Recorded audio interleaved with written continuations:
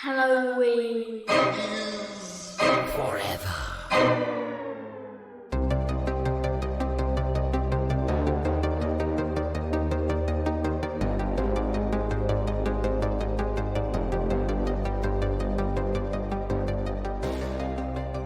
It's a long way to the top if you want to run over your mom with a car.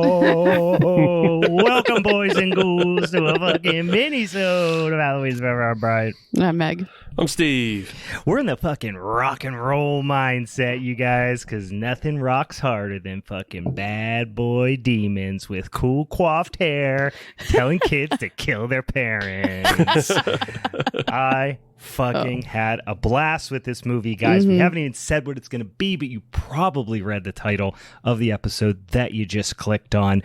We are talking about 1988 rock and roll horror classic.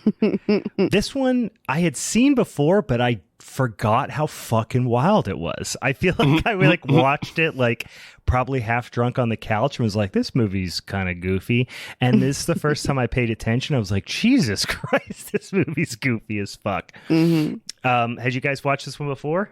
So you asked that, and there's so many of these movies that I just all have conflated in my head together, because there's Rock and Roll Nightmare with John Mickle-Thor, which is directed by the same person. Yeah, exactly. Yeah, that's the thing, is like this guy has one speed as far as directing, and it's Rock and Roll Nightmare, Zombie Nightmare, which is it's similar, and then it has an entire soundtrack by Motorhead, and then he has this one.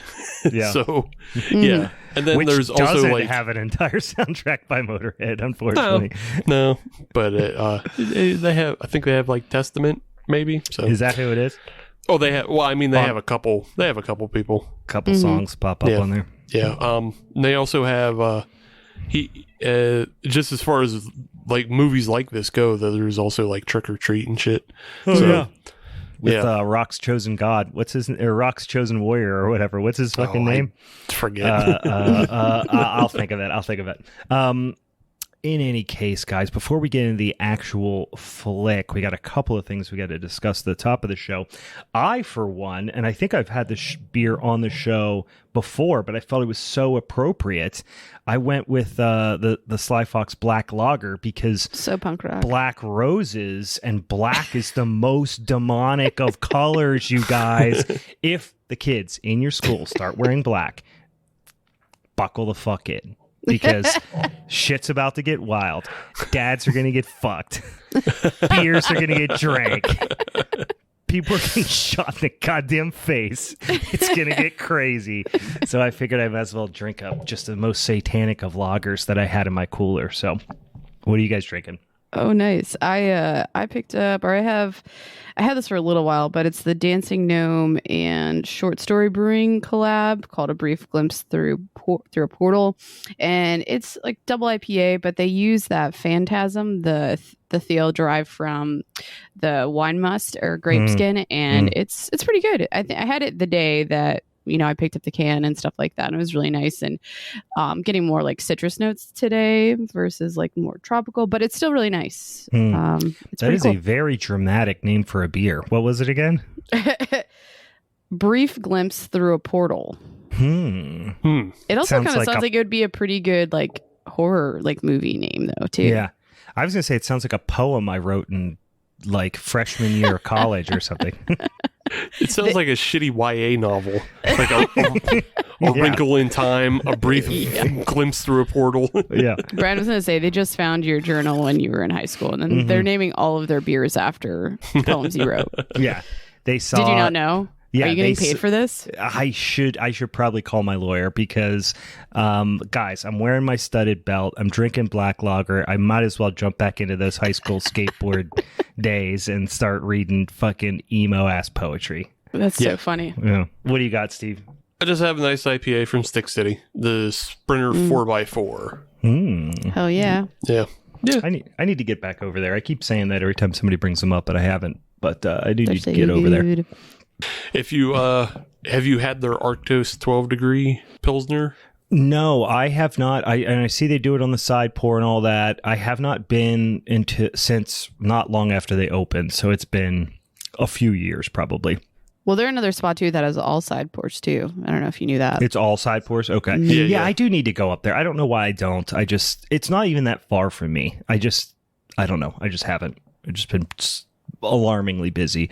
So the only place I ever get beers that aren't beers from my employer is I go to Creekside occasionally and get some beers, or people bring them to my house. I'm pretty much just a fucking hermit otherwise. But yeah, I do need to get up there. Yeah, I think you'd like that Pilsner though, because it's like it's all Saaz hopped and on the side pull and all that. So we speak my language. You speak my language. Sweet. Okay, couple of other short orders of business we got to get out of the way. First of all, I will say, for those of you who have not heard, I know it's really, listen, the news is moving fast. I'm hearing it in the streets. I'm seeing, pamphlets falling from buildings. We are going to do a live fucking show, you guys. We are going to do the podcast recording live on June the 25th at Hop Farm Brewing in beautiful Pittsburgh, Pennsylvania, in beautiful Pittsburgh, Pennsylvania, in Lawrenceville.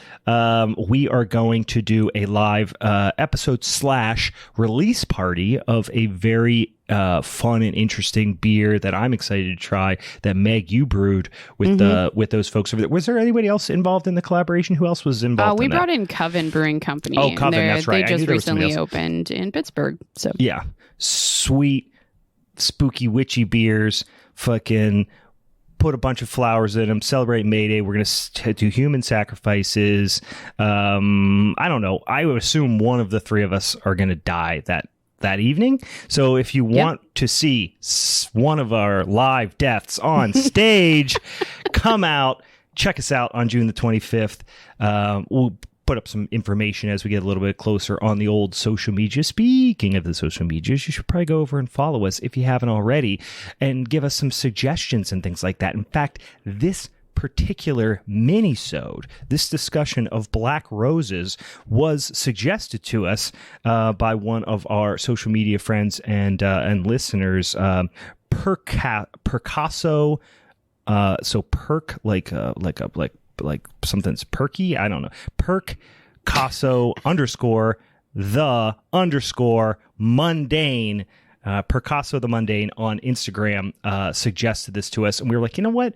We didn't decide on something this week, so let's fucking do some black roses. Well, we also had issues because Meg went and saw Men, but then you and I couldn't get out to the theater. That was the other thing. Yes, and we were thinking about doing Stranger Things, but you had not been caught up on Stranger Things. So that's true.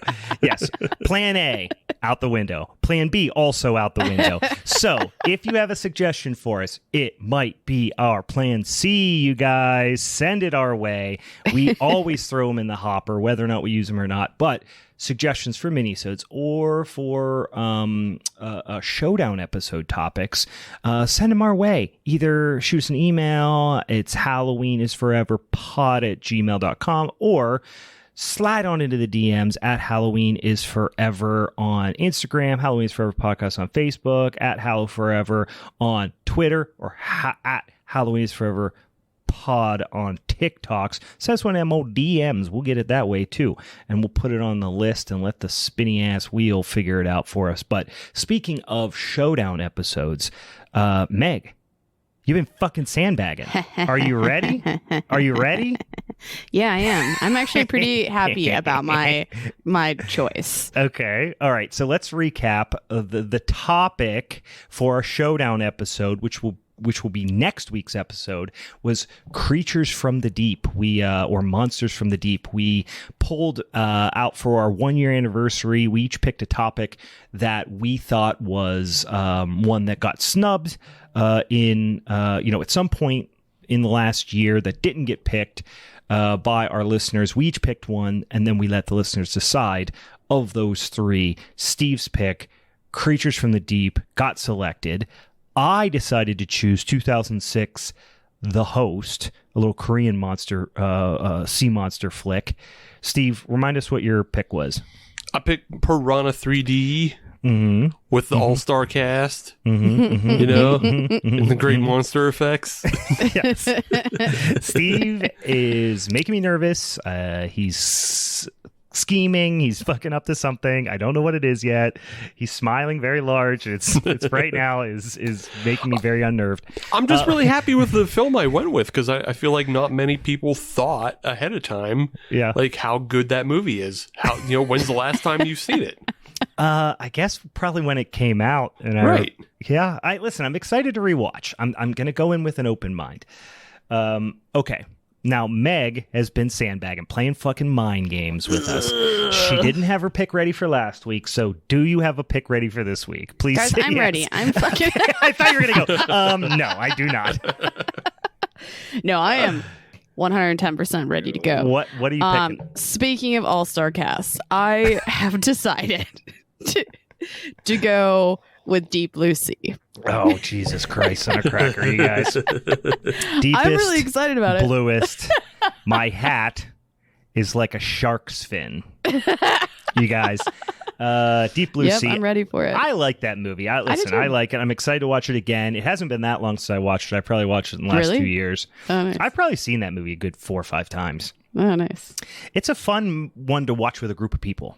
Yeah, it's one I probably actually haven't seen in maybe 10 years. Really? Yeah, if not more. I mean, it stinks, but it's fun. So that's where I'm coming from on that one. Fine. And really, I mean, the soundtrack, you guys, you can't deny that lyrical genius that is L. Wait, is it LL Cool J or Ice Cube that does it? No, it's LL Cool J. Yeah, it's LL Cool J. I was gonna say LL, but then I was like, wait, am I wrong in that? No. Guys. No, you're thinking Anaconda. I am thinking Anaconda. You are 100% right because I just watched Anaconda not that long ago.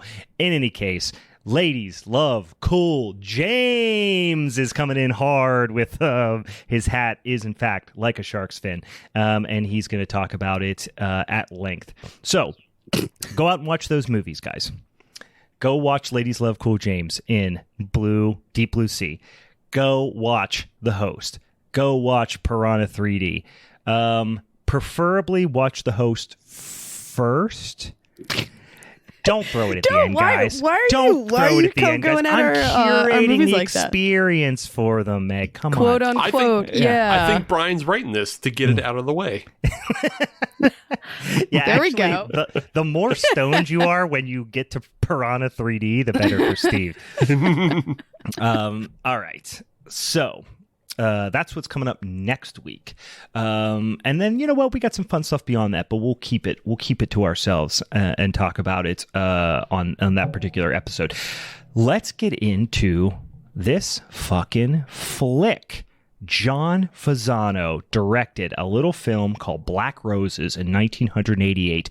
Guys, this movie had like a fucking $1 million budget. It was a lot. Was it? It really did. I couldn't believe it. It had surprising. I know. I mean, that might be like all in promotional and everything, but like this movie had a substantial budget. And aside from a couple of like creature effects, I don't know where it went. Maybe it went to King Cobra. Yeah, they rented those. I mean, it's not like they bought Lamborghinis. They rented those by the hour. Are you sure he didn't buy them? If this is some sort of money laundering situation or something, maybe. Well, and I'm gonna say this. I want to say this, but I don't want to like incur the Danzig impersonation. Yeah. But this movie's really Italian, you guys. It's very Italian. So much so that what's his fucking name from The Sopranos? Vincent Pastore in basically his second role ever. Yeah. Also known as Big Pussy from The Sopranos. Yeah. Yeah, he shows up and it like just full on, hey, Stunad, go help your Bafangura. Yeah. Go help your mother with the dishes. Yeah, don't eat on my salumi. Yeah, he is. It is. Yeah, we'll get there. My God, that's a fucking scene. When you watch that scene and the creature effects in that scene, and then go, this movie cost $1 million. That is really where it hits you in the craw. That really sticks in your craw when you hear that. But all right, so let's lay it out. Let's lay out what happens in this movie, right? It is essentially a flash dance, but with demons and metal. That's what I'm just going to throw that out. That's essentially the plot of the movie. No, I mean, it kind of is a little bit. Yeah, no, it is, and it just so happens that like flash dance or dirty dancing, you know, where these things are banned and they're frowned upon. Yeah, and like the father gets proven wrong in the end. Mm-hmm. In this case, father's right. Like, this is evil metal. Don't bring it in. Like, they're right all along. It's basically Flashdance with metal, but then the parents were right. Right. That's essentially what it is. And the kids still killed all of them. And then the kids killed them all. And but then nothing was solved at the end. But listen, we're jumping ahead here, guys. I couldn't help but think of, do you remember back in the day when you buy, the CDs off of like late night, 1-800 numbers for, Columbia Club or whatever bullshit. Oh yeah, Columbia House, or they'd send the freaking, they'd have all these like compilations like Monsters of Rock and shit like that. Yeah. I couldn't stop thinking of Monsters of Rock because we are treated early on, like literally 30 seconds into the movie, we are treated to, I would say, the best or the second best scene in the movie, which is a fucking just band of like hair metal. Like they're dressed kind of metally, but it's more like hair metal cock rock is what they're kind of playing a little bit. And they have kind of feathered fancy hair, but they is demons. So the whole band is demons, and they the effects are actually not bad. They're not horrible, especially the lead singer, who's this big demon with like this big, like kind of claptrap mouth with big teeth, and it actually moves when he sings. Like, it's not bad. No. The effects overall aren't bad. It's just they're usually filmed wrong. Yes. And then the other thing is, like, they could stand to be colored differently. Because they're all for being demons, they're all ball bag colored. Yeah, they all look a little bit like the alien from Mac and Me. Like, they're that color. They also light them terribly. The lighting and sound design in this movie are fucking horrible. Like, I don't know where they spent their fucking money. It wasn't on actors. Lamborghini. I was gonna say, was this just an excuse for John Fasano to buy him and John Micklethorpe Lamborghinis? Maybe. So, and it's just him driving around in Lambos. So again, if you go into like the cast list, like half of the cast's names end in a vowel.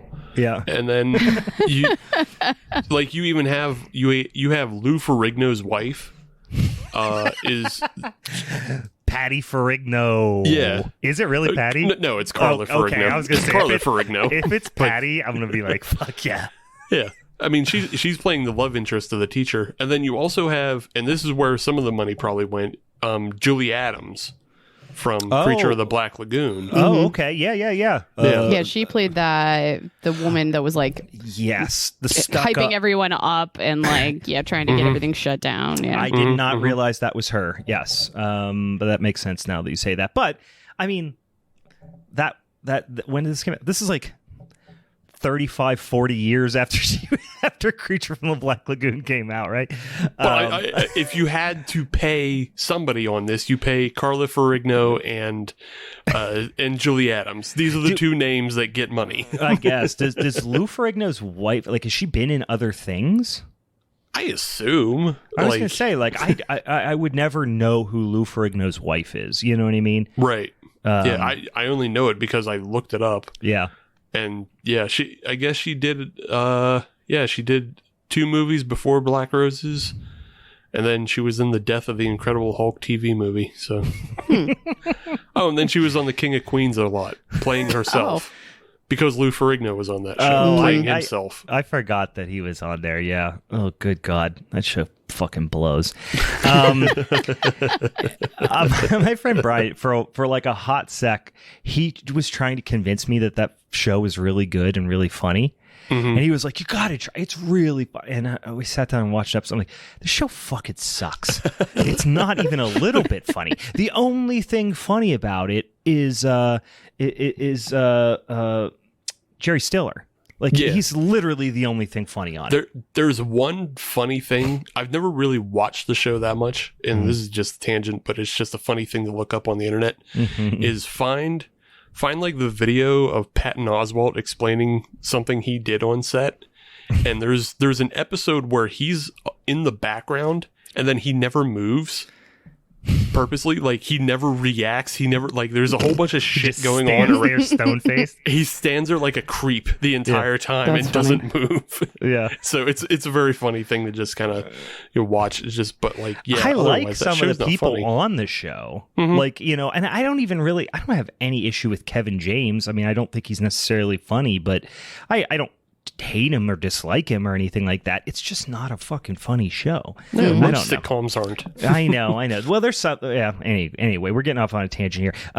We didn't come here to talk about King of Queens. We came here to talk about Satanic rock and roll music, guys. I did make a note here. So it starts out, like I said, demon band, fucking full makeup. It's pretty sweet. You're like, oh shit, 30 seconds in, we're getting goddamn demon band. I do appreciate that the demons have human hair, which I did mention. Yes. I did make a note because I kind of laughed out loud 30 seconds in when they cut to the crowd and it's a bunch of kids and there's a kid in the front row just flailing his arms like the Swedish chef. Like his arms are made of rubber. I don't know why. It tickled me. But then, cops bust in and go to shut down the show. You don't have any idea what's happening. And then some just like kind of quasi skeletons come out of the auditorium, but they're kind of like people in skeleton shirts. I don't know. It's like I said, it's lit really, really poorly. They could have made the effect serviceable, but they didn't. There's no consistency with the effects and what the demons look like. No, sometimes they look like the ball bag Mac and Me's, but then like other times, like you're saying, they have like these weird like Halloween store skeletons. It's just like, this is what we had. Sorry. Yeah, you could tell they were like, well, we need to have more like creatures on screen. We don't just want to have a bunch of kids there. So those scenes, it looks like. Have you ever seen the Vincent Price, Peter Cushing? The wraparound part has them in it. It is Monster Club. Okay, no. Monster Club is a lot of fun. It's like a musical anthology, really campy. Anyway, it's awesome. But there is a monster club that they are in, and like monsters are dancing and doing club things, and they just have like fucking rubber masks on the background, and that's what it reminded me of. It was the Monster Club. Yeah, it's there was a big hubbub. Don't write this song right now, because now that's a whole other episode. So that's it. And then you get this is one of those movies where no one would care about it and it would not exist in the public eye at all if it didn't have a real fast start. You know what I mean? Like, people flip this on Tubi and start. But I should mention, forgive me. Hold on, let me do a little do my cross. Guys, forgive me. This is free on Tubi. Please do not smite me, Tubi. That was an honest mistake. I forgot to mention. It is available in our Lord and Savior's holy text, which is Tubi, for free. Anyway, you pop it on Tubi and you're like, oh fuck, 30 seconds in, Monster Band? Fuck yeah, I'll hang out for an hour and 20 minutes. But if it didn't have that, you'd turn it the fuck off. Yeah. It goes Monster Band, then it goes credit sequence with Lamborghinis. Yeah, ominous Lamborghinis. Ominous Lambos. Yeah. And then like the kind of that little art effect that they do. That title screen? Yeah. That rules. Ruled. Yeah. I literally wrote that. Title screen rules. That's my note. There's a good chance maybe a lot of the budget went into that. Yeah. to make that effect, like getting someone to hand paint over the. That was really cool. Yeah, like I said, you're 5 minutes into this movie, you're like, oh fuck, this movie's gonna be awesome. Dude gets out of a Lambo with a cod piece. You're like, fuck yeah. And then it kind of it doesn't hold up that level for the remainder of the flick, but it's not. I didn't hate it or anything like that. But no, that was like my only critique is that it felt slow throughout like half of it. Majority of it. Too much of the fucking teach grooming kids and just being a creep. There's a little too much of that, but we'll get into it, guys. The town is abandoned all the time. Like, why? Anytime there's a street view, is there no extras? They find, I don't know if it's some sort of set or if it's just one of those like abandoned towns that they shoot things in or whatever. But like, I'm pretty sure it was like an abandoned town in Ontario. Okay. Oh yeah, this movie, we should say, is painfully Canadian. Yeah, it was shot in Ontario and then parts of Westchester, New York. Yeah, I got excited there when you said Westchester for a sec. I thought, the CKY crew was going to pop out in the background or whatever. They might have made this a little bit more fun. I know, yeah. Come on, Bame. I don't want no demons playing in my house. Oh, man. It's just... Before we go too far on that, away from the band, though, and I already mentioned it right before we were starting to record, but the band actually exists called King Cobra. But that drummer that I mentioned that was like a Tom Savini lookalike, I was really impressed because he actually had a stint with Ozzy Osbourne and then also Rod Stewart. Okay. And he also like co-wrote "Do You Think I'm Sexy?" And I was just like looking into this. I was like, this guy's fucking awesome. He's lived a life. Wait, you saying that's Ozzy's old boy? Sorry, that was a very obscure Aqua Teen reference from the episode where Zach Wilde came on. Yeah. Oh, you guys, that's Ozzy's old boy? More like Zach Mild. Sorry. Oh, yeah. Anyway, yes, okay. It was pretty fun. Yeah, that's okay. I that makes sense. I feel like I've seen him before. He also looks a little bit like the drummer. And actually, now that I think about it, from This Is Spinal Tap, do you think maybe the drummer from This Is Spinal Tap is loosely based on him? Because they kind of look alike too. Probably. I would not be surprised. I was really impressed. Like, he's worked with a bunch of different bands. I was like, and he he's like not stopped too. He's still doing different work.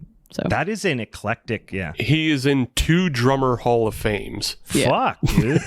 That dude's sick. Yeah. But he was pretty much the only one who's like a good takeaway from that, besides the lead singer from that band that eventually like came out as transgender, but still didn't really have a career. But yeah, he has a sweet Fu Manchu. Like, that dude fucks. You can just tell.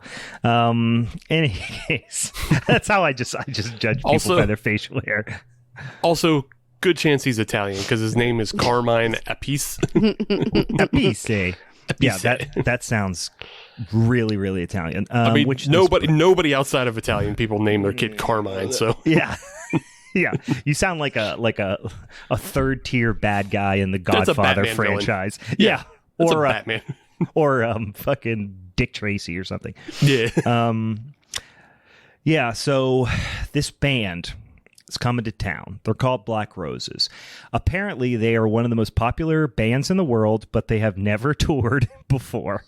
They decide that they are going to, which is always how it works. They had a studio album already. They're world famous. They're later, you learn, selling out Madison Square Garden. They've never toured before, right? Which is again, that's just how it works for anybody who's in the know as far as music is concerned. But they are this like loosely satanic themed metal band, but not really. Their music is fucking pretty mild, and their skull even is pretty mild. You know? Yeah. It looks like something I would have doodled on my like notebook when I was in 7th grade.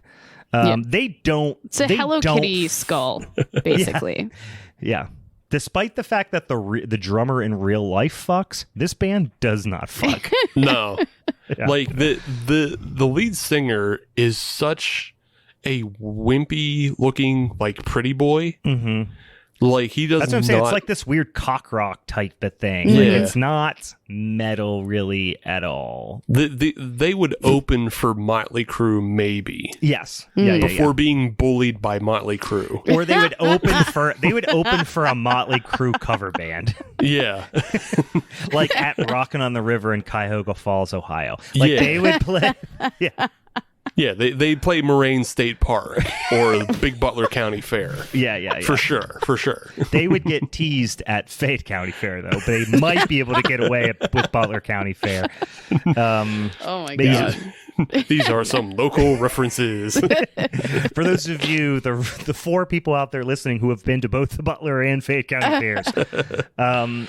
But yeah, like I said, the whole kind of weird disconnect here is the severity of like people's reactions to things, and even the kids who are ultimately taken over by this satanic band and kind of used to do their bidding a little bit. Like they go from, you listen to this real lame fucking music and they're like scared of it, and then they just start doing like not particularly bad things around town. Like they're just like making out on the hood of a car, and then all of a sudden they just start like shooting their parents in the face. Like Right. it just goes from like, it doesn't just go from 0 to 60. It goes from 0 to 60, then back to 0, then back to 60. It's just back and forth. Like it's just an on-off switch. Yeah. It's like once they start doing the murders, they're all in. Yeah. But before that, it's just like really weird acts of rebellion. Yeah. Of like, Or what they think rebellion would actually be like. Yeah, but it's, We'll get into a great example of it here, and it's in a goddamn sec. But I like right off the bat where the mom is like, "Oh, Black Roses, what the hell's that?" And they're like, "It's a band." They're like, "Oh, real nice." And like, it's not like they're called like Satan fuckers. They're called Black Roses. Like it's not. It's that's not a particularly ominous band name at all. Like, yeah, we're in 88. That's the founding year of Cannibal Corpse. Mm-hmm. And then I think Napalm Death is around this time too. And then like before that, just the band Death. Yeah, and that's kind of like the emergence of death metal. But before that, everything is this kind of cock rock, with the exception of Ozzy and Iron Maiden. Yeah, everybody else is just kind of a cock rock, has the big feathered hair. Yeah. Nobody's that intimidating. No, these guys are not even a little bit. They're some not of them scared. Some of them are even Christian, because I think like Winger and Tough Enough. Like both of those were Christian.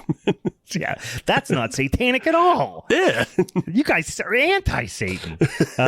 But yeah, so the and then to make it even less intimidating, their poster isn't like some like graphic, even like an Iron Maiden type of ghoulish thing on the cover. No, it's just this fucking dude's headshot is literally the poster. Yeah, it's not scary. It's not like.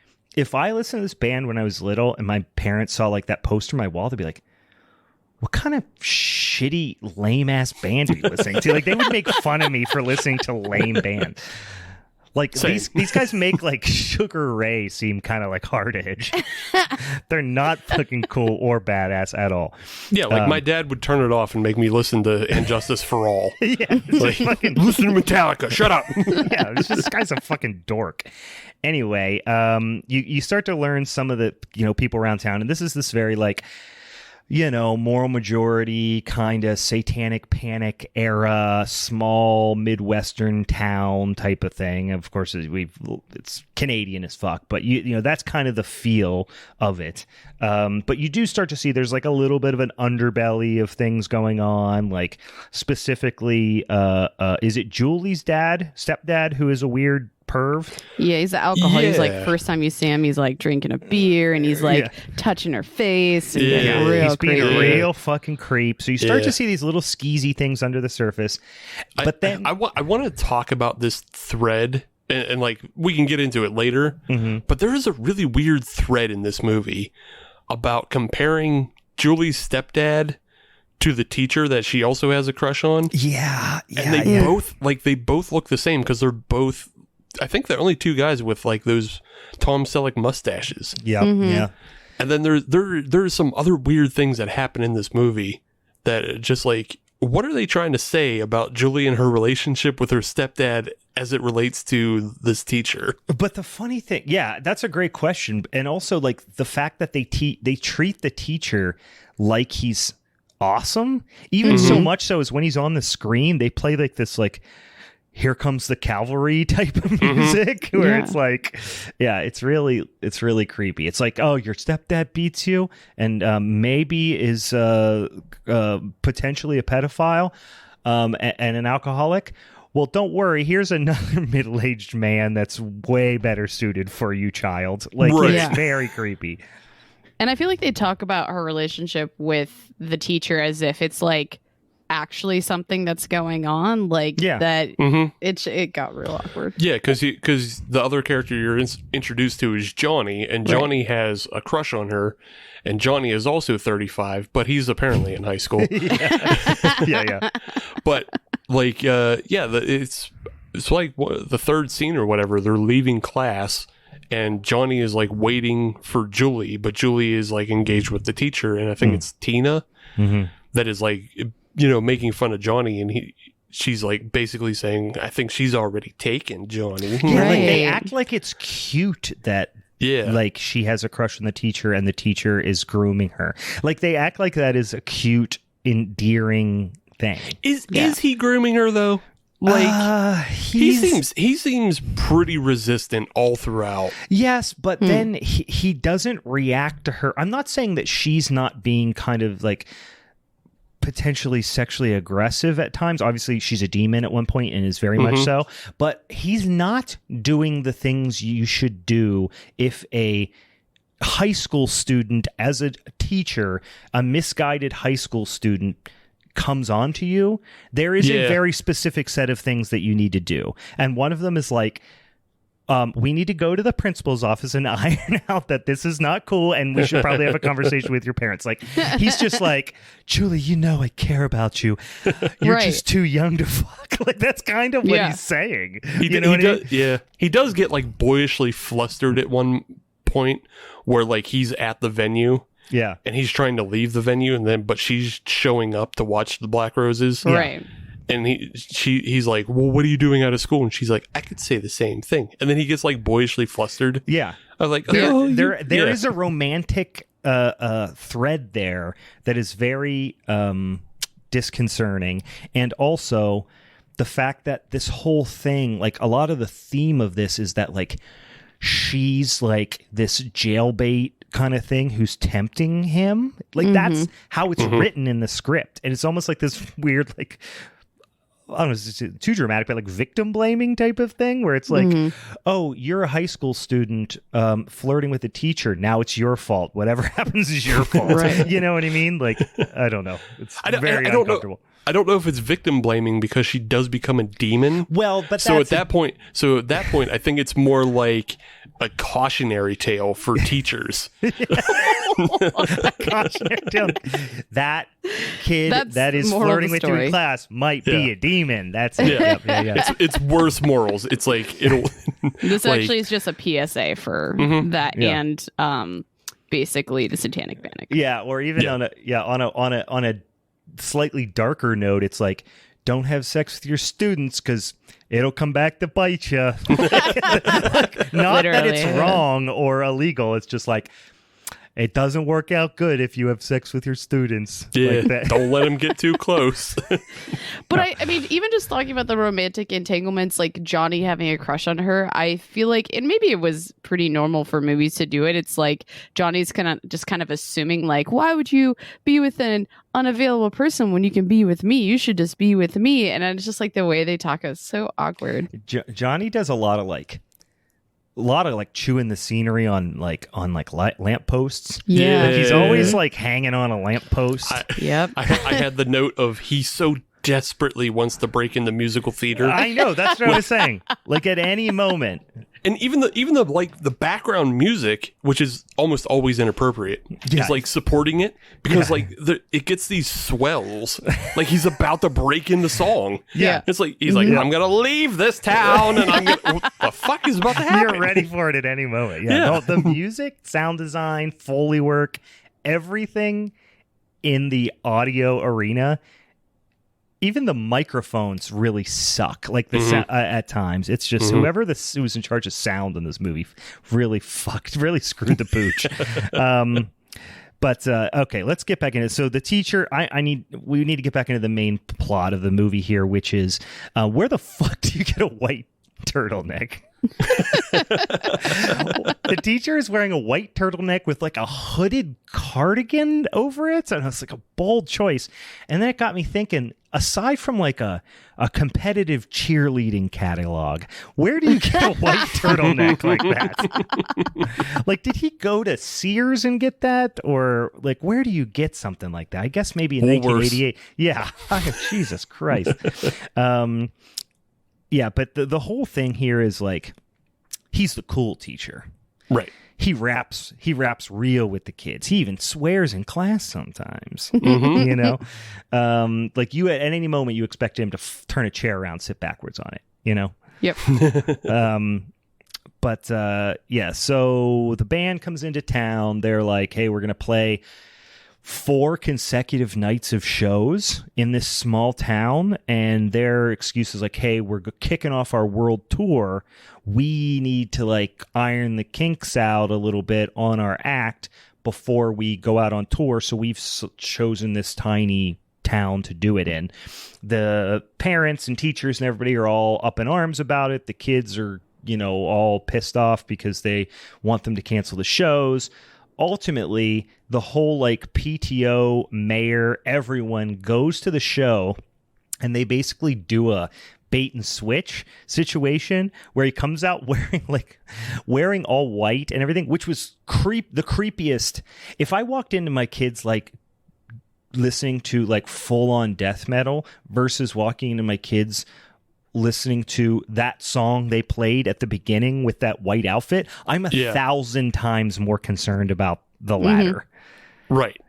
It was like, oh, they're not singing about Satan. They're just doing a regular old normal cult. Yeah. Like that's what it felt like to me. That's like, that part didn't totally make sense why they didn't, like, it didn't make sense that they didn't catch on, because at that like town hall meeting, and all they were talking about is they're actually like talking about the lyrics. Yeah, like quoting the lyrics. Yeah, and then they go to the show and they're like, oh, this is like a nice sweet song. Let's get out of here, guys. This is a song about my hometown. It like, reminded me of... It didn't make sense. Have either of you ever seen, this is a highly underrated film, National Lampoon's Senior Trip? No.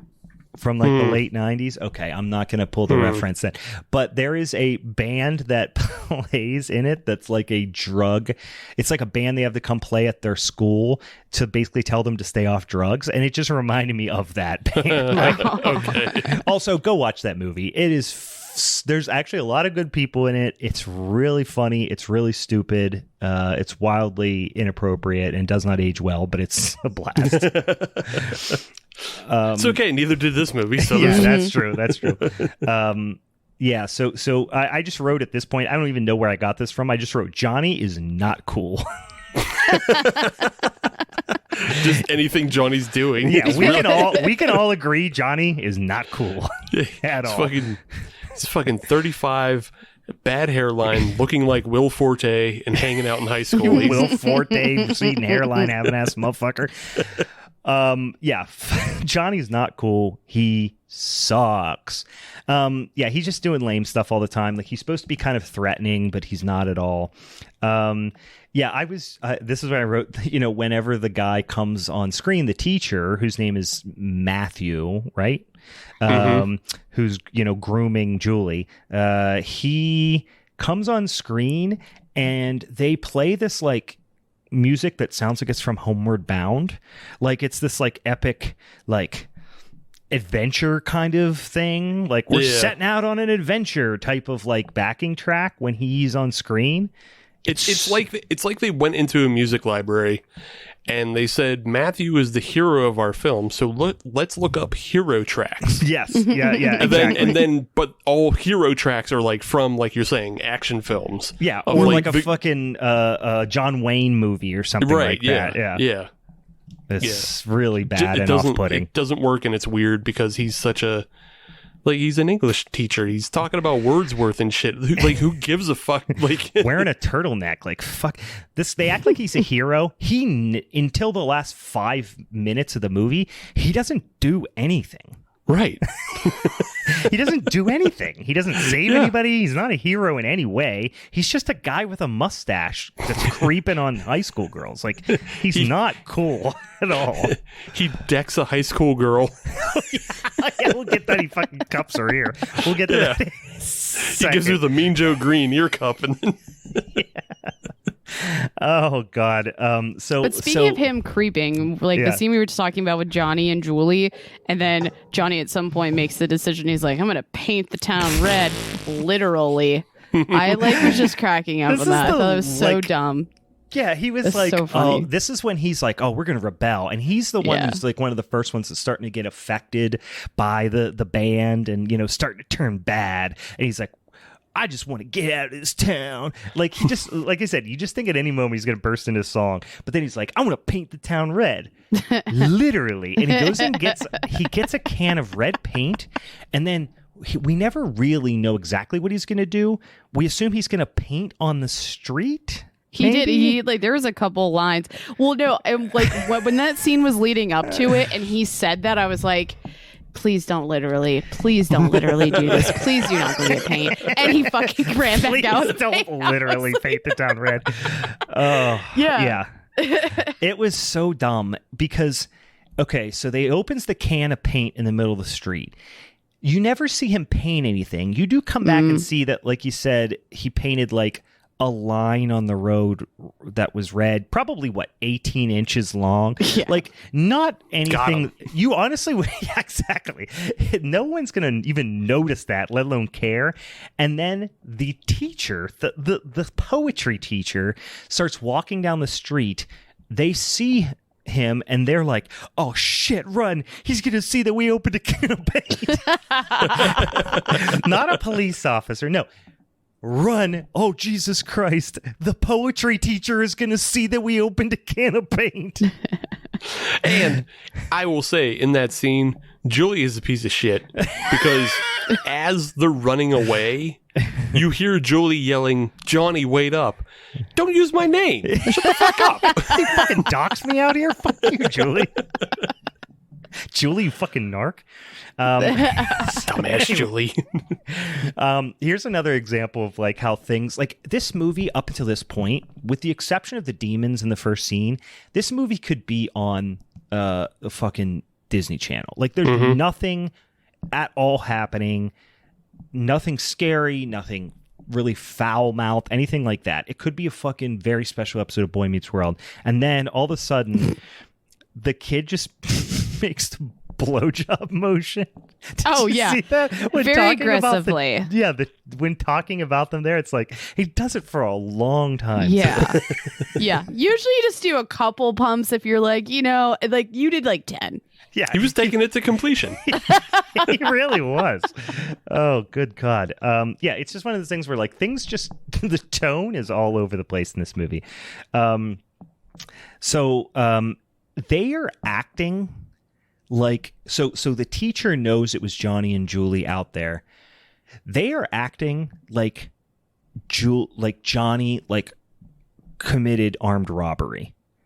Like, they are acting like it's something horrible, like he's really done something serious and like he's going to get sent to jail for the rest of his life. He just opened a can of paint in the street and maybe spilled some of it. Like, it's so strange. It's such weird writing. It doesn't make any damn sense. It like, it's the kind of thing that like children, if you're like a fourth grader, maybe you'd react like that. Yeah. Because it was like the first bad thing you ever did. Yeah, I was going to say, like, I, honest to God, did way worse things than this on a regular basis when I was like 8. This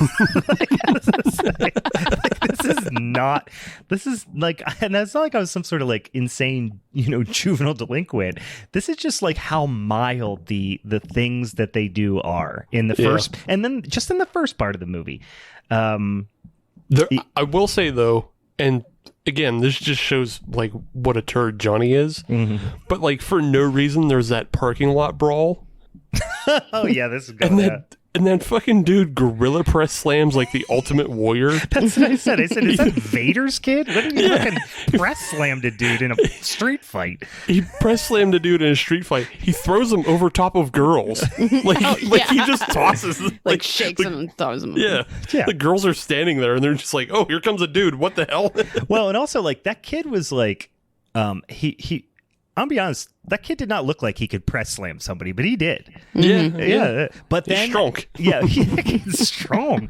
But then he also, the other thing that I loved about that was the kid who was being press slammed was so obviously trying to balance.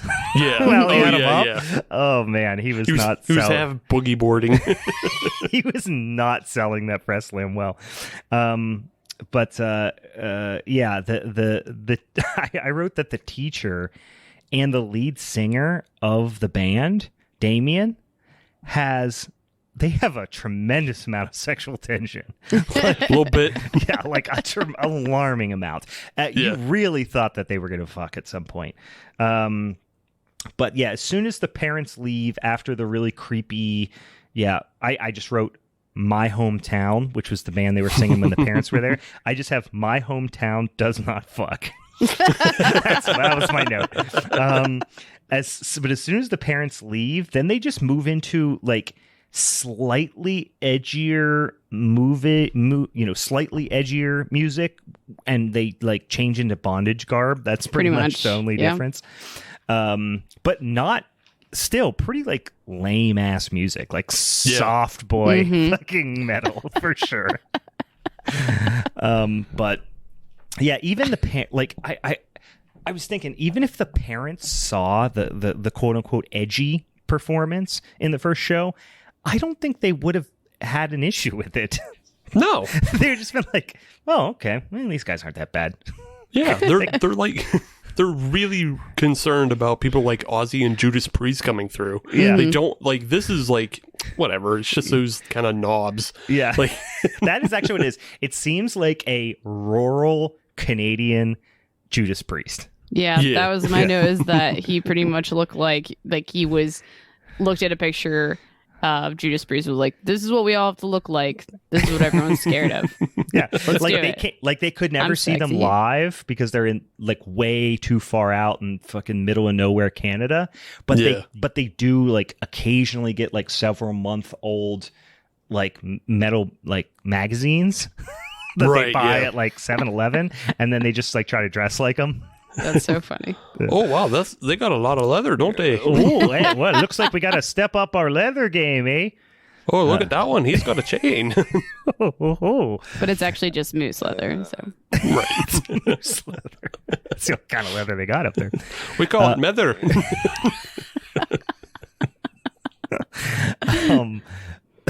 I can't help it. All I can think of is, fuck you, Jonesy. Fuck you, Shorzy. All right. So yeah, first press slam I've ever seen in a street fight. That's pretty impressive.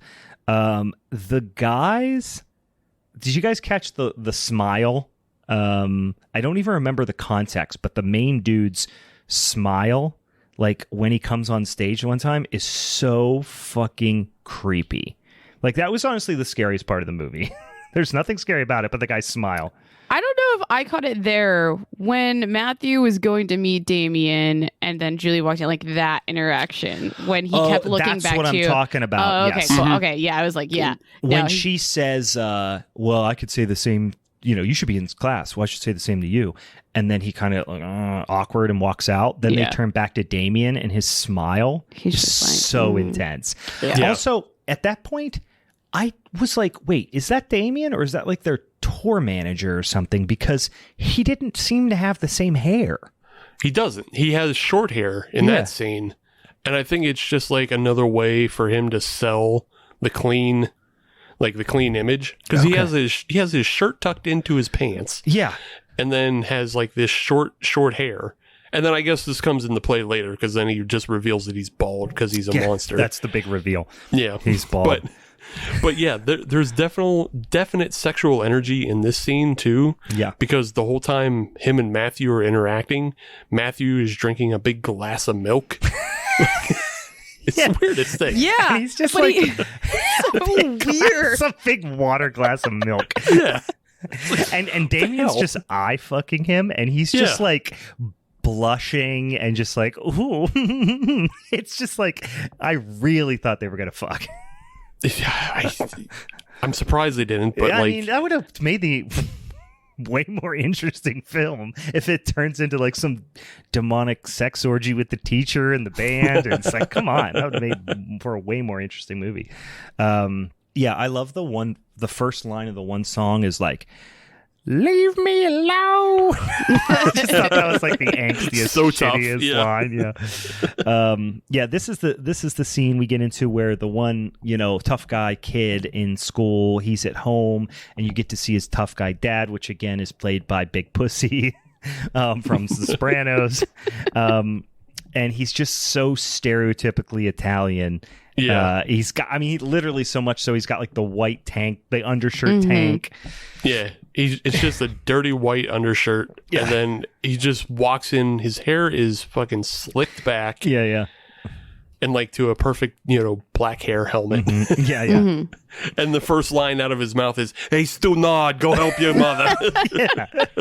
And he just says a bunch of Italian things, drops a homophobic slur, then just gets murdered by a hand puppet. I don't know. Right after I kind of I don't know. That might have been one of my favorite scenes in this movie. I don't know why. I was like, oh, this record player coming to life. It was very fun. It was a fun scene. And I felt like the demon there was actually one of the better ones in the movie too. Yeah. I felt like it was creepy, and like I like the concept of it. I feel like it would be a really cool art piece, like someone just sculpture that want it. If you read it in a book, it would be 100 times scarier. Mm-hmm. Sure. Because the whole setup is like the Italian son is listening to the Black Roses on vinyl. Yeah. And then Italian father tries to shut it off, but it keeps coming back on and off, and that's creepy. And then the vinyl starts bubbling and oozing. Yeah. And then a monster comes out of the speakers. That's, that could be real, but the way it's realized is just this weird puppet jumps out and he goes, "Hey, yo!" Hey, yo! What the fuck? Yeah, but he does. At first, it goes back and forth between what is essentially a hand puppet and and this graboid type of puppet that doesn't really move. So it's shot really poorly. It could have looked okay, but instead, and the dad is not selling it at all. He is no selling this whole fucking scene. Right. At one point, the demon, pan puppet is right in his face, and he's just mouth closed, kind of giving it the side eye. You're just no selling it hard. But eventually it does suck him into the speaker on the wall that has now become demonic itself. There are weird tentacly things on the speaker as well. Yeah. And anyway, it just ingests him. Again, it would look better. And the other thing is this scene is happening during the day, so they're not trying to hide anything. Mm-hmm. You know, it's it's too well lit. Yeah. Because you can see everything wrong. Mm-hmm. And then, of course, the speaker burps after it consumes him. It belches, which is just, they were really taking their own legs out on these. You know what I mean? I don't know if they added that stuff in later because they were like, well, let's make this silly. I don't know. I really don't know. The tone is, again, all over the place. Yeah. It's was it one of those things where they were maybe trying to shoot for a PG-13 movie, but then they realized how many boobs and other things they had in it? Mm-hmm. But I think fuck. They probably could have gone away with it if they would have just taken out that scene, because that scene, even later on, we'll get to it with Julie, and I was just what is, my note was why? Why? Mm-hmm. She finally realized she had boobs. Exactly. Well, and the one where she's in the mirror, she's just it's she noticed them for the first time, right? Because you just stand there and watch her rub her boobs for 3 minutes. It's in there, and at that point, I was like, okay, so this is a boob double because you don't see her face, right? But then 5 seconds later, she comes out and takes her top off as well, and I'm just like, so did they insert that other scene later because they were like, well, let's go harder on the boobs. Yeah, it is so confusing. Maybe they had a little bit of money left in their budget, and that's like the last 5,000 was for the boob shot. Maybe, could be. That might be it. Yeah, that could be it. They had to negotiate all the way to the end. That is the going rate. Yeah. But yeah, the Foley work on this one is like there's a lot of like weird ass squishy Foley work in this thing. Yeah, it's so cartoony. Yeah. Like I have to wonder. So I don't think we mentioned it yet, but like this movie was distributed by Troma. Right. Mm-hmm. And Troma would do that in a movie. Mm-hmm. So I wonder if like they did finishing on the film as well. Yeah. Like they got a hold of a print, and then as we were saying, like all the other audio is fucking trash anyway, because like it's hard to hear dialogue sometimes, and so I'm just wondering if like it's possible like they got the film and felt it was unfinished, and Lloyd Kaufman is like, put in a burp sound, that would be great. Yeah. I have a terrible Lloyd Kaufman impression, but that was spot on. Yeah. I could exactly what it sounds right. If I wasn't looking at you, I would have sworn. You just needed to sound a little bit more whiny about things. Yeah.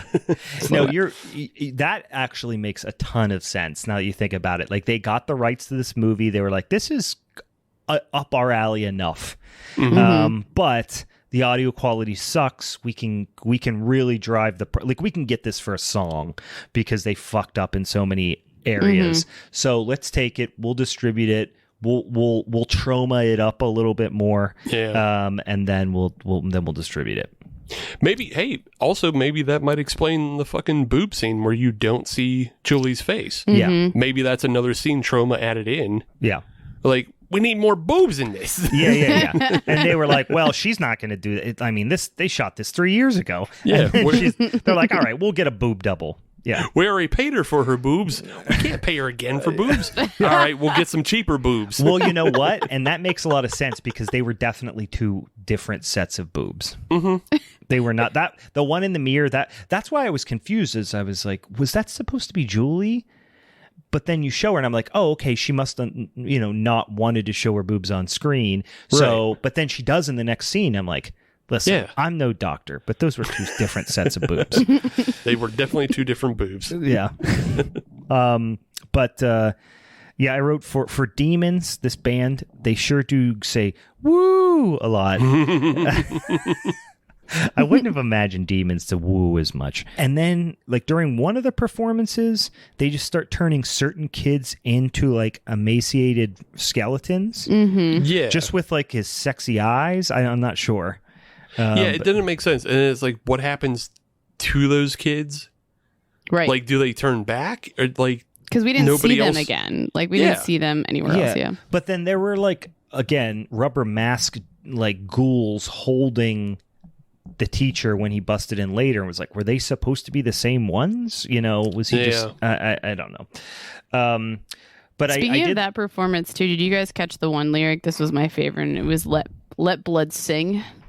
I was let blood sing. Yeah. I was that like, might be cool. the toughest one they have. Yeah, that sounds like a line from a Disney Pixar animated film about vampires. But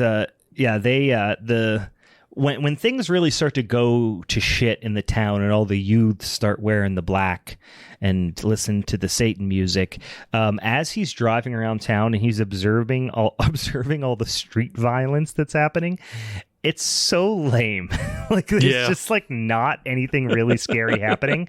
They're just like two guys like wrestling around and then like people kissing on a car. Like it's nothing really that concerning that if I saw, I wouldn't be like, wow, that shit's really crazy here. You know what I mean? Right. I don't know. It's so hard for us too because we're just coming off the sadness. That's true. Not 2 episodes ago. Mm-hmm. And there is so much carnage, like legitimate carnage in the streets of like violence and rape and destruction. Yeah. And then we have, just like some muscleheads wrestling. It's basically it's the more whole like town. Wrestling. The whole town turned into that place where like the bad kids hang out in the Teenage Mutant Ninja Turtles movie. Oh, yeah. Yeah, where they could give him cigarettes and let him skateboard. Where's Sam Rockwell? Yeah, Sam You got some ciggies? Sam Rockwell gives you a carton of cigarettes. Like, smoke up, Johnny. Did you bring your skateboard? Yeah, like this place rules. Yeah. I still, to this day, I'm 36 years old. I'm still looking for that place. Really, Right? That's really the one place I'm like, I just want to skateboard, play video games, smoke cigarettes, Yeah. eat junk food. I did like one all of a sudden, which you really don't get much from her. She's the kind of the pseudo romantic lead in the movie, which she is teacher Matt's girlfriend, who is also the daughter of the mayor, who Priscilla. apparently lives at home, but she's 40. Like she like lives in the house with her dad and like answers the door like she's a child. I don't know. It was very strange. But she says something about he's a teacher, right? Respected. I mean, not, obviously teachers are oftentimes treated like shit in this country, but like it's a very well established, respected profession otherwise. And she's like, you're teaching a bunch of inbred morons the alphabet. Yeah. It's like, I really liked that line. It cracked me up. It was just so harsh and over the top. It's like, it's not like he's, has, a master's degree and he's, picking up cans on the side of the street because he doesn't want a real job. Like, he is literally, he's a teacher at the local high school. Like, that's fine. That's great. He's not even, it's not even like he's wasting his potential. Yeah. Because he's a poetry teacher. Yeah. He's not like a physicist who's teaching kids fucking calculus. Yeah. He's not Walter White. You know? Yeah. He's a poetry teacher teaching poetry. That's just what That's fine. It's fine. Yeah. He's probably got an English degree. He teaches poetry. It all checks out. That's what plenty of people do while they're writing. Yeah. They just have the side job that's easy to do. Yeah. So they can have time to write. And she's like, you stupid piece of shit teacher. Like, it's just like, seems really all out of there. And then after that, like, they have this big argument where, effectively, they break up kind of thing. And she's like, it's like, she's like, well, get at it. And he's like, where are you going? He's like, I'm going home. Or maybe I'm going to the bar. Yeah, big threat. Yeah, big threat. Like that's so funny.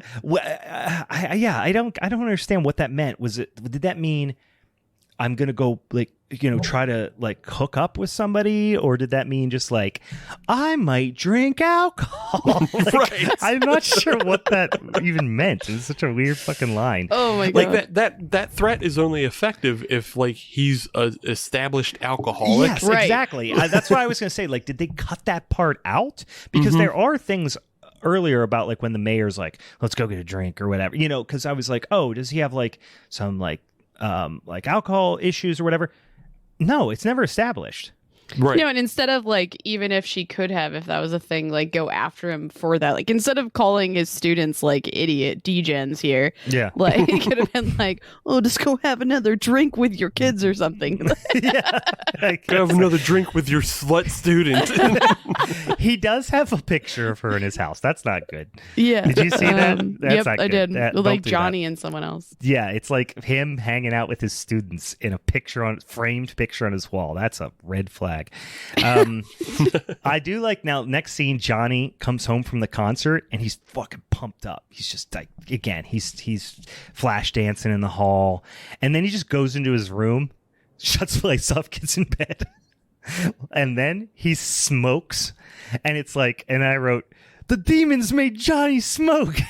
And then he's smoking indoors in bed, and then a woman comes in and I think fucks him. Yes. What? Who was she?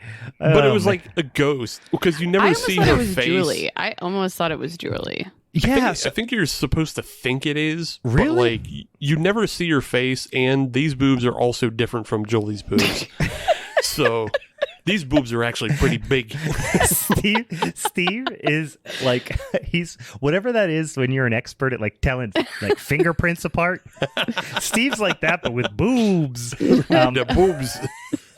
But yeah, the areola diameter was way different.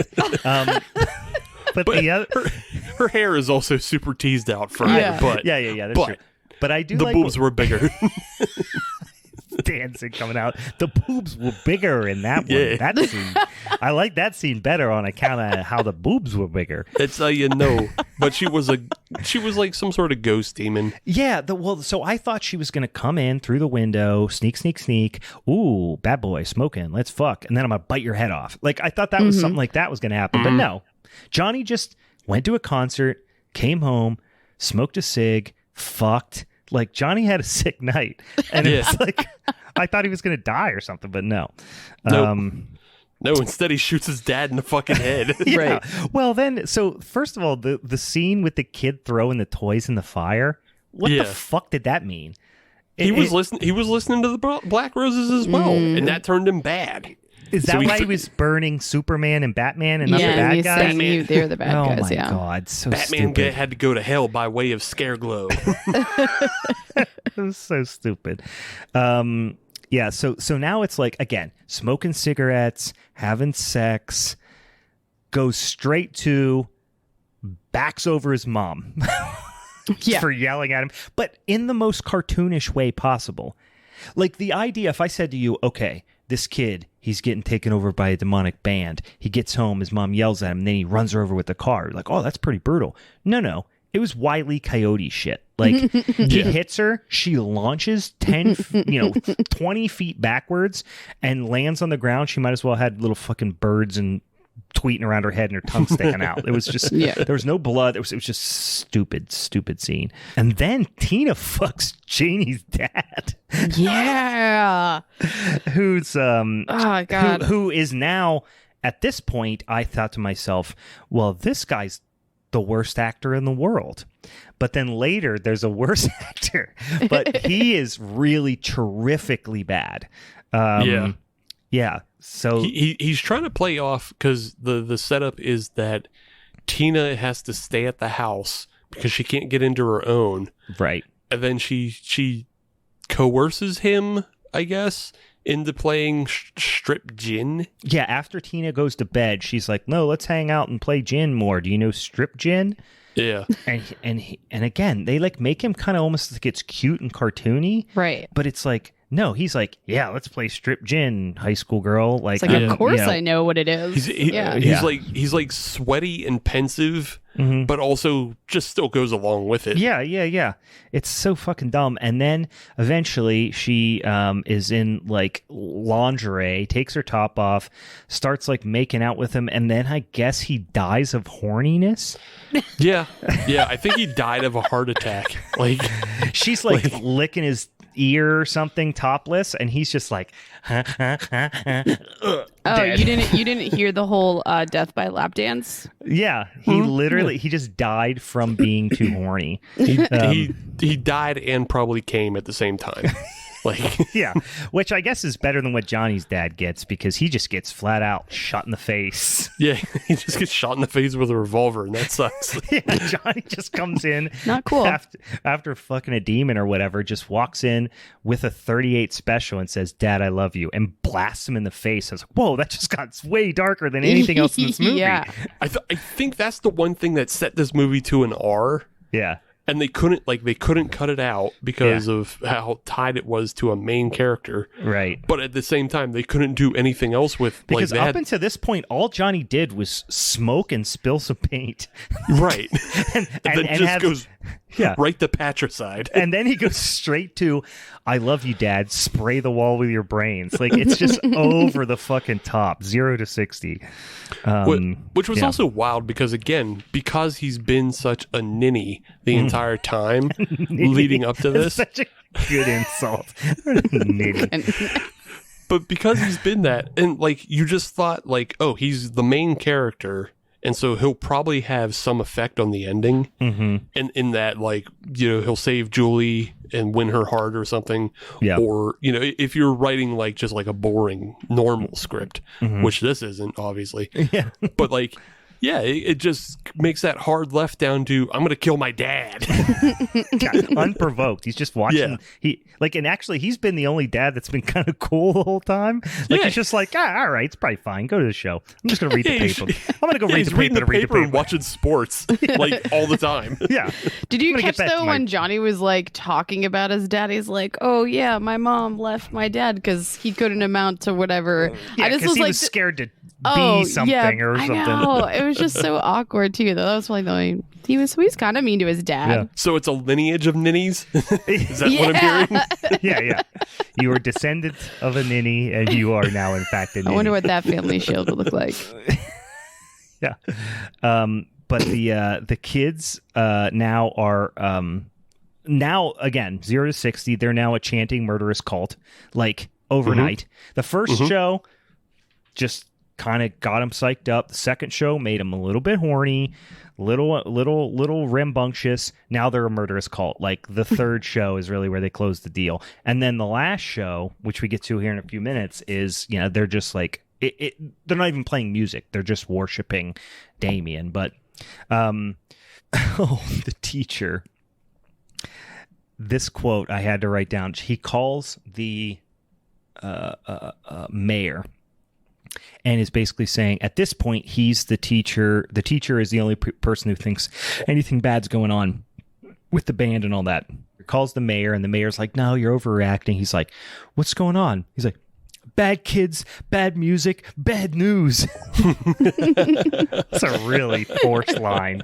It's like he doesn't talk like that the whole rest of the movie. Right. Yeah. But he's the only one who knows that the music makes the kids evil or whatever at this point. And then Janie goes into the principal's office and is just like emotionless after her dad died of horniness the night before. And then she does this little like quick demon face and then yeets the principal out the window. Which is a pretty good scene. And dumps him into the back of a pickup truck. Yeah, he lands in the back of a pickup truck. Yeah. And her line is what? Like, oh, that's a great scream. Yeah. Oh, yeah. Which it wasn't either. Yeah. He's just like, ah. Like, yeah. Well, the whole thing was that she said, I want to scream out a window. And he's like, okay, well, I'll open the window. You can scream out, get your feelings out. But then, she just yeets him. So the teacher... Again, he's done nothing. He's accomplished nothing. He's saved no one. He's completely ineffective. But again, they give him the hero music as he runs into the library to do some research on, like, I assume demons? I don't know. But all he does is fall asleep till 10 a.m. the next day. Yeah. Yeah. Like, it was one of those things where, like, someone goes, like, the nerdy kid goes and reads up on, whatever's happening in the town. And then, it's this old trope. But instead, he goes to he's there when it's light out. He goes, reads a book for a little while, falls asleep on the desk. That's why I feel like there was an alcoholism through line here or something that got lost. I don't know. What other explanation for falling asleep until, not for an hour, not until morning, until 10 a.m. he wakes up. Right. I have no idea. And he makes it a point to go, shit, it's 10 a.m. Like, what? You could have just been 7 a.m. It could have been, why 10 a.m.? Why would you say he slept that long? It just seems so ridiculous, so ludicrous. Yeah, and there's nothing to establish beforehand, like when he falls asleep. Right. Because for all you know, he just falls asleep at like 8. Yeah. It's just like, he like gets like 16, he gets 16 hours of sleep. Boy, I'm tired. I'm going to sleep on a book for 16 hours. Yeah. His hard life of nothing. Of talking about poetry he's read 1,000 times, wearing fucking turtlenecks. Don't forget his really cool Halloween sweater. He did have a cool. He had a couple of cool. Sense. He did have a couple of interesting outfits. I'm not gonna lie, I wanted his wardrobe, but at this point, Julie is starting to get wacky, right? And, again, the grooming kind of thing continues, but Julie's been kind of the holdout, and now she's going kind of buck wild and doing weird stuff now, too. And now, like I said, this concert is now just a full-on black mass at this point. And so Well, before that, just because there's one thing we're kind of skipping over, but we touched it a little bit. So you're saying Julie's going buck wild, and this is where she's like doing the "I'm going to rub my tits in the mirror" scene. Yeah. And then it's before she goes to this final concert. She comes out to the living room. Her dad, her very Italian dad. Oh, this hasn't happened yet. Yeah. And then she comes out and she starts rubbing her stepfather's shoulders and like getting him horned up, and then kills him with some random piece of shitty pottery. Yeah, was it an ashtray or something? She just bludgeons him. Yeah, pretty sure my roommate has like almost the exact same one. Literally. In blood. Yeah. But this is where they continue that weird thread of comparing the stepfather to the teacher. Yeah. Because there is a very strong editing mark of when the father is killed, he's lying in a pool of blood, and then it hard cuts to the teacher in the exact same position, asleep on the book. Oh yeah. It's the exact same position in framing, and it's just like it's so fucking creepy. Yeah, because they're basically insinuating like obviously that the stepfather has been abusing Julie. But then she's like, for some reason, like misplacing her behavior or whatever. Yeah. I mean, you know, it could also be if they're like bringing those two things that close is just that she clearly doesn't have a good father figure. So maybe she looks at the teacher as kind of like a father figure, and maybe it's I mean, it comes off like this weird, awkward, romantic thing, but maybe it's just as simple as like, that's just a replacement dad that she, you know. I don't know. Yeah, and he even says that later. He's like, "You're like, I'm like a father to you," or whatever, when she's like all demonic and coming on to her or whatever. But it was, the fact that there was so much inappropriate interactions between the two of them, and they acted like it was not a big deal, I think is the thing that like framed everything up in a very different light 25 years later. You know what I mean? Yeah. But yeah, it's just one of those things that it's like, because the rest of the script is so weird and like, you know, like doesn't have these themes, but then there's just this one weird B plot, and then like the editing of the film is so tied close together, and the looks of the stepfather and the teacher are so tied close together. Yeah. And it's like, were you trying to write something like smart there was some this? subtext that you were trying to float that never really landed. Yeah. You're trying to float something in your monster puppet metal movie? Yeah, it might have been. And also, I did notice this. The script was written by a woman. That's it was interesting. Cindy something, which I didn't recognize her name, but I was surprised to see that. So yeah, maybe there is a little bit more to it. And Lloyd Kaufman just fucking horned it up, choked any of the meaning out of it. Yeah, when he just added like boobs and like weird sound effects. At this point, I said Julie's mom has now officially, I think it's Julie's mom, is now officially taken the reins as the worst actor who ever lived. When she's talking to, I think it's the teacher about how they found her husband when he comes dead. to the door. Yeah. And then Jesus Christ, she has like 3 lines, and they are all so bad. She's acting like what's her name from Sleepaway Camp at the beginning? Oh yeah. Aunt Martha. Yeah. She really is acting like Aunt Martha from Sleepaway Camp, but unironically at all. One of those lines, she's trying to explain that the dad is dead and that there's a lot of blood. For her, she just runs her lines together and like doesn't enunciate very well, so it sounds like she says "dad blood" at one point. She sounds like there's so much dad blood. Like, what? The place is covered in dad blood. Yeah. But she just like misread that, and that's like the brand of the like fake blood or something. Sorry, that was a terrible joke. That's actually they have a 5-gallon bucket on set. It's just called dad blood. It's really blood type dad blood. It's really special. it's something special when you can have that few lines and your performance is so bad that it's memorable. You know what I mean? Yeah. Like, to be that inconsequential, to never show up again, but is memorable because you did such a bad job with the very small amount of things you were given to do. Well, I mean, that's the way you want to stand out, though. Because, I mean, if you're just regular bad, Yeah. nobody will remember you. True. But if you're very, very bad, then because you have to be almost self-aware to know that you'll never be a leading actor or actress. But if you know that you can really stink it up, Good Lord. just get it in there, make it bang. She was doing, like, she was projecting to the back of the theater. It was it was very much a stage actor delivery, I feel like. Not unlike Aunt Martha. Nope. But yeah, so then Julie saws the mayor's, was it the mayor's wife or no? Daughter. It was the mayor's daughter. Yeah. Yeah. It was Priscilla. She saws her throat, and it looks like her throat's made of chewing gum. Like, that's the effect is not great. They did a bad job. But then, the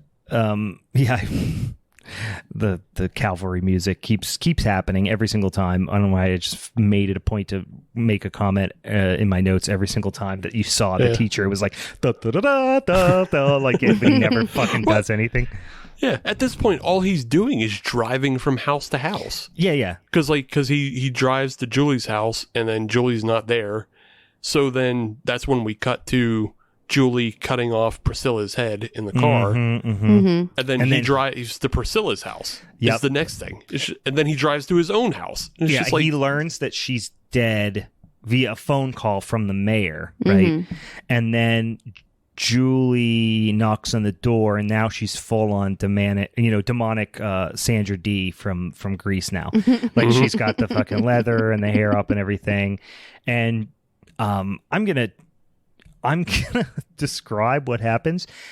Julie, I guess, tries to blow him, but then he cups her ear. Joe Green.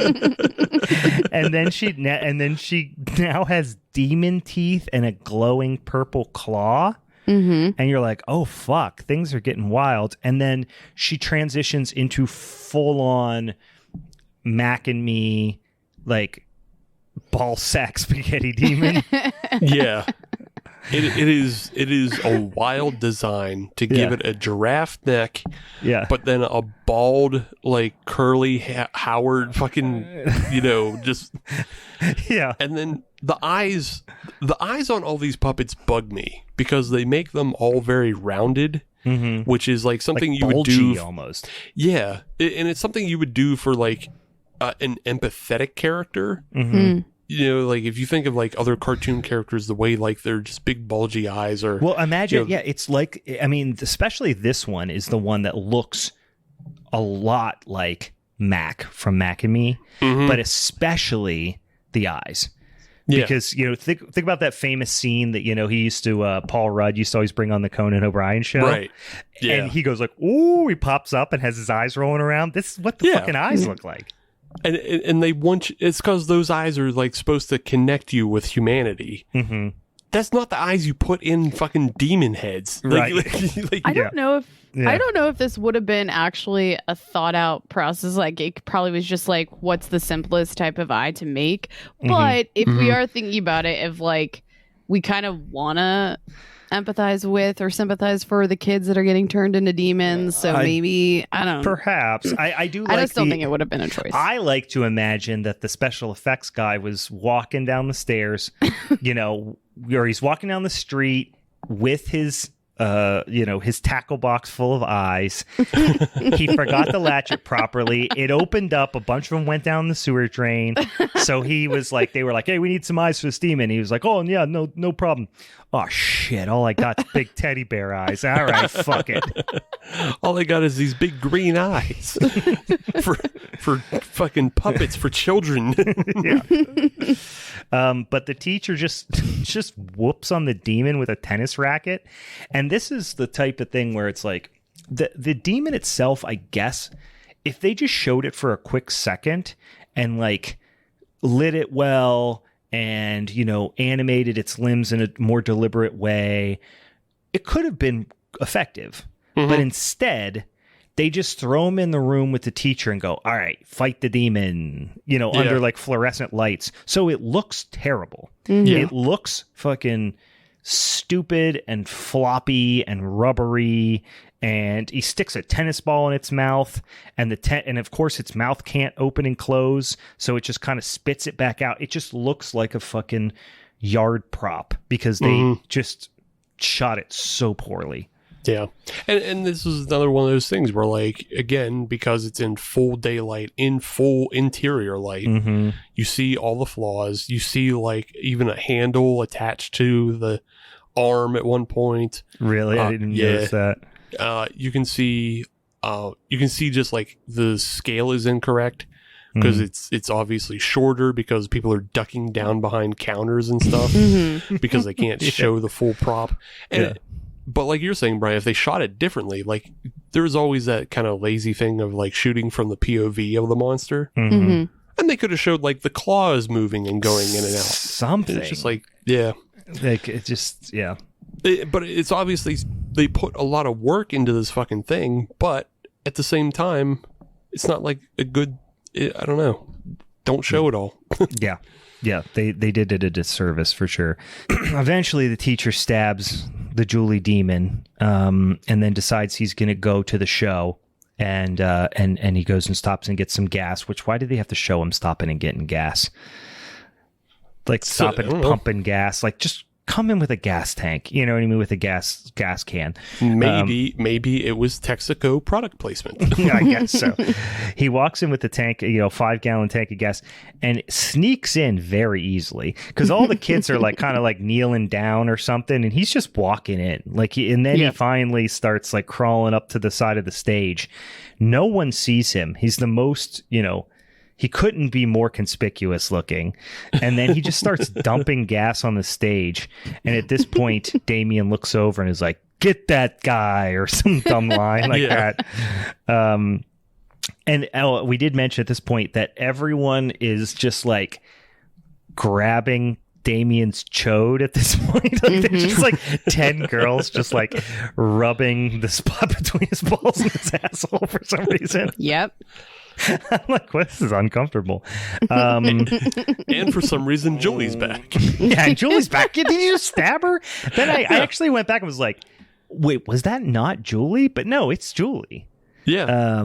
It doesn't make any fucking sense. Not at all. And then they do this big dramatic reveal where now he's like painted up and he's got like all this makeup on and his hair's all blown out. And he basically looks like, oh shit, what's her name in Ghostbusters 2 where she opens the door and is like, are you the keymaster or whatever? What's her name? Sigourney Weaver. Sigourney Weaver, yeah. Yeah, as Zool. Zool, yeah. He kind of looks like Sigourney Weaver in this moment, like the way his hair's all teased out and his makeup's on and stuff. And he doesn't notice the tank of gas, I guess. And then he does this big reveal that he's bald.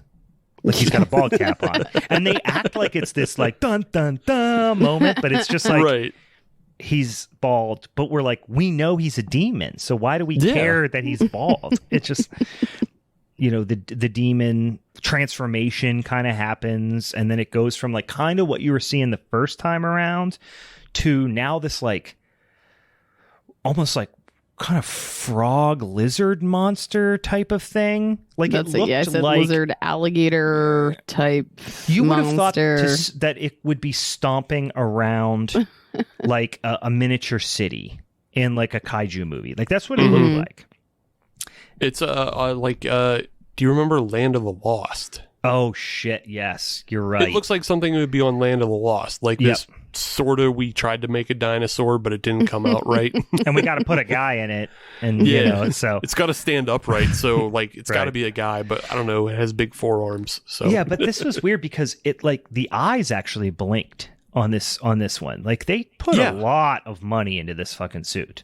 Yeah, again, the eyes blink, but they're also still the rounded. They are the big weird round eyes too. Yeah, yeah, and it's just like it. And then again, it's ball bag colored. It doesn't have like any horns. You would think, hey, horns would make it look demonish. There's not enough teeth on it. it looks just kind of looks like a failed dinosaur. So it's not. Wish.com T-Rex. Yeah. Yeah. It doesn't look intimidating. And then again, it's not filmed quite as well. And there's a scene where he kicks it in the crotch. Yeah. Despite there not being any dick or balls or cloaca or anything. Nope. But it still reacts. Yeah. Yeah, it acts like it got kicked in the nuts. It acts was like a it got Wolfman got Nard situation. Yeah. That was But like an accident they left in. Yeah. Right. And then the suit folds up. Like it's very the rubber, you can see it fold. Yeah, it's the most obvious guy in a suit part. There's no kick him in the balls. muscle, there's no skin. It just literally looks like I said, it honestly just looked like a really low budget kaiju costume kind of thing. Then you get the saddest delivery of a like catchphrase ever. You know, when he goes, this is the teacher. He has now spread gas everywhere, I guess. And he goes to throw a flare that he has found. And he goes, show's over. But the like it didn't get the line very well. So they try to turn the volume up and it's like muffled. Yeah. So his big catchphrase is like, show's over. Like it sounds so bad. And Did you guys notice that the band kept playing too through all of that scene, which was just so weird? Well, they're in a trance. It's demonic trance. Come on. Well, the thing is, they weren't playing before. The band was the guys that were holding him before he did the Captain Kirk fight. Yeah. And then they let him go play. They're like, yeah, now it's time to get it on. And they're going to start a fire. And what the hell? Why the hell did he grab Julie and then just yeet her off the stage? Yeah. He throws her off the stage. And to make it even more confusing, two things. One, he's just going to set the theater on fire, I assume, is what he's trying to do, right? Does he just assume he's going to kill all the kids? Because the kids do snap out of it, but there's no contingency plan on how to get the kids out. He just runs out, leaves them all in there to burn. He grabs Julie and leaves, and that's it. Yeah. The rest of them have to figure their shit out. Yeah. And then they show him igniting the demon with the torch, with the flare. But then they cut back to inside and the demon's unharmed and the stage is on fire. Yeah. And they're playing. Like Meg said, they're playing along, and then the demon is just waving its arms in the fire. Yeah.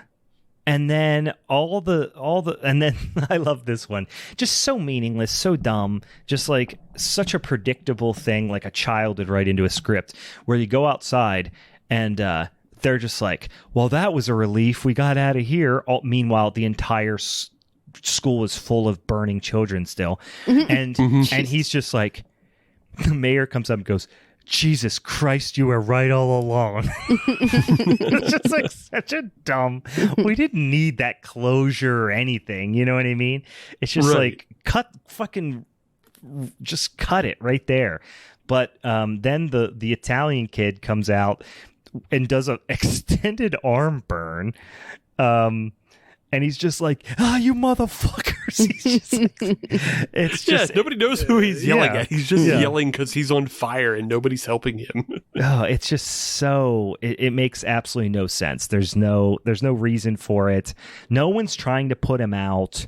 No one's really concerned. And then the like literally a child was just on fire. One of your students was on fire, and the mayor just goes, "This is a nightmare." He says it very much like that. He says it like he got to Avis Rent-A-Car and they didn't have any cars left. Like, that's how he said it. But instead, he was referring to all the children being burned alive. Right. He's like, this is a nightmare. All the parents are dead and all the children are burning. Yeah. This is a real nightmare. Yeah, this is a whole thing. This is wild. You know that? This is crazy. Like, honestly, this is getting ridiculous. This is the craziest thing I've ever seen. I have to say. Yeah, I'm gonna write an email. I'm gonna call customer service. Yeah. I don't think I should be mayor anymore. Oh, such a strange line delivery. And then you get, of course, the news broadcast of Black Roses and Damien are they obviously survived. Not only did they survive, this is 6 months later, and they are kicking off their global tour in New York at sold out Madison Square Garden. And, you know, obviously they're going to take over the fucking world or whatever the insinuation there is. And then they cut to credits and it's just that corny, dorky headshot of Damien. And it just goes, evil. Yeah, that was so weird. It was so strange. It was like in early, like end of the 8-bit, early 16-bit era of video games where they would do you remember in like Blades of Steel where it's the first time you ever heard a human's voice through like an 8-bit system? It's like Blades of Steel. Like that's what it sounds like. It's like evil. And then it's credits. And I was like half expecting, I was like, did he like screw up the line or something? Because I thought it was going to be like evil never dies or something like that. But no, he's just evil. Yeah. Oh yeah, the laugh. I forgot about the laugh. Oh Jesus Christ, just like, it's terrible. Fuck. It is definitely one of those movies that is bad enough to be fun. Mm-hmm. For sure. And honestly, it's worth watching for the damn demon musical number right at the beginning. Mm-hmm. And I really, I undersold it maybe, but I really appreciated the principal getting yeeted out the window too. That was very funny and I very much enjoyed it. Two good yeets. Principal out the window, Julie off the stage. Oh, Julie getting yeeted off the stage. I forgot about that. That was a good one. This movie is something like I'm not the biggest fan of remakes, but this movie could definitely like be served by a remake. Yeah. You make the band a death metal band, you make the effects better, you make the carnage a little bit more. You have a pretty decent movie. I could see... Oh, go ahead. I was going to say, I mean, I kind of feel yes and no, because I feel like the time and place of it like made sense for this movie to come out. Obviously, why there was like so many other ones at the same time, but I would watch if they remade it. If they because turned they would it probably, into if it was Guar, it would be Guar as the band, though. Yeah. Yeah, if they turned it into like a horror comedy type of thing, and they kept it kind of lighthearted, but added some moderately spooky things in there, and if they made it, if like Edgar Wright or something did it, you know what I mean, where they made it kind of funny, and then the townspeople had a personality, and they were all like painfully British, you know what I mean? Like that would be fun. Like imagine like in fucking Hot Fuzz or something like that. You know what I mean? Like that kind of thing. I think would make it fun. Yeah, there's ways to improve upon this movie. It doesn't need to happen, but you could make it better. Yeah. If you felt so inclined. Yeah. All right, boys and ghouls. That is our mini-sode for this week. Go find yourself Black Roses on Tubi. I think it's certainly worth a watch, especially if you go in with the right expectations. And as always, give us some more suggestions. Is there stuff you want to hear us talk about? Are there films that maybe we don't know about that are just so fucking ridiculous that we absolutely, need to discuss them on the show? Please give us those suggestions. Shoot us over to social medias. If you just search Halloween is Forever, you're going to find us on there. And mark that calendar. If you live in the greater Pittsburgh area, June the 25th, we're going to do that there live show. We're going to do some fun games. We're going to talk about Midsommar, and drink some damn beer. So put that on the calendar.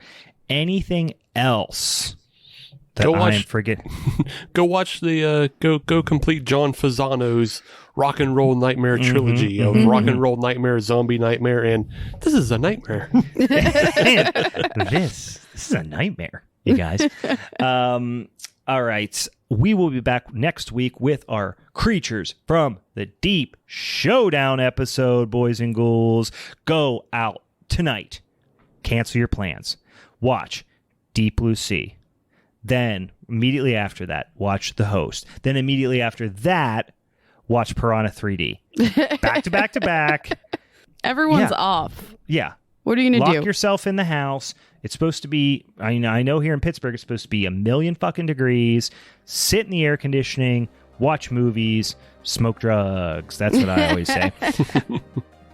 And with that being said, for the Halloween is Forever crew, I'm Brian. I'm Meg. I will continue to be champ. You shut your dirty mouth. Bye.